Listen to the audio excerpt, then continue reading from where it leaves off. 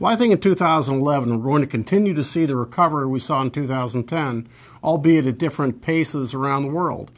I don't know who it was that coined the term love recovery, not L-O-V-E, but L-U-V, but that's what we're going to keep seeing.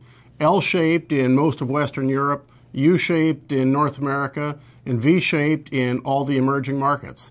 That's what we saw in 2010. I think that's what we'll continue to see in 2011. I do hope, in addition to that recovery, we see a couple of other things in 2011.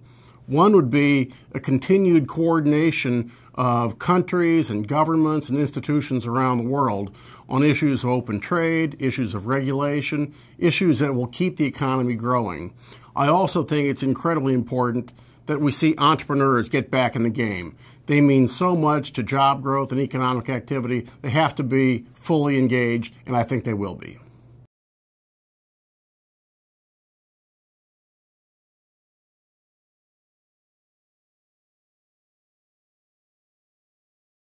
You know, the world is very, very connected and very complex, but I don't think the word is resilience. I think we need to see companies demonstrate agility.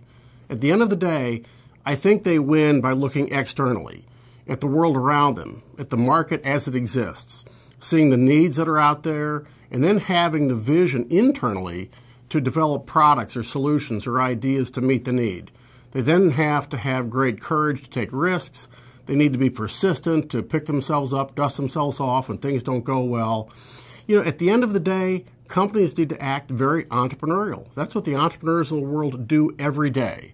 And so I think as we look to 2011, even large companies need to develop that entrepreneurial spirit to really internalize that to become very much entrepreneurial.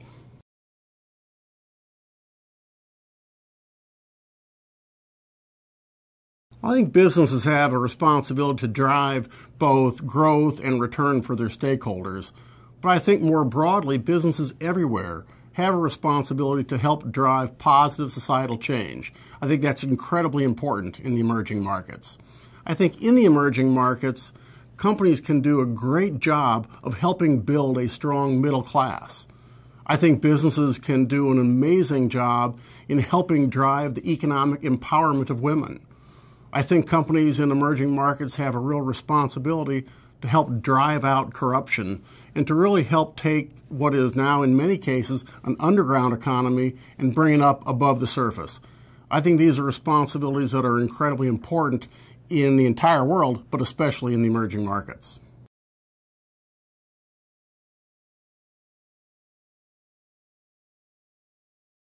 Well, this world we live in is very interdependent and very diverse, and so I think it's vitally important that we have some norms that bring us together.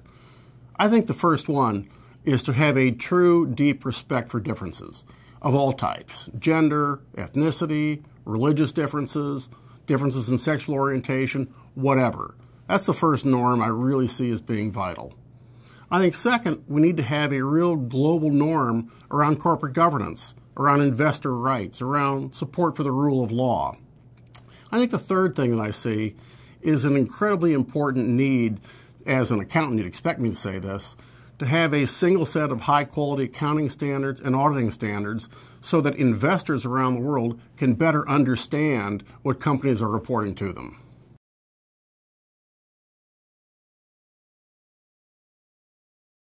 I think a lot of companies are trying to answer that question today, how they can make sustainability a long-term competitive advantage for themselves.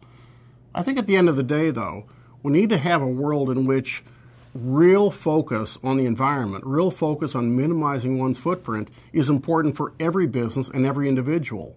And in fact, it's not an advantage for a few who are doing things well, but it becomes a disadvantage for any business that isn't committed to minimizing its footprint.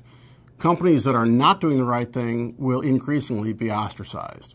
Now, having said that, I do see a future where costs that are today externalized and borne by society will increasingly be internalized, and the costs of any company's actions will be reflected in their accounts in some fashion or another.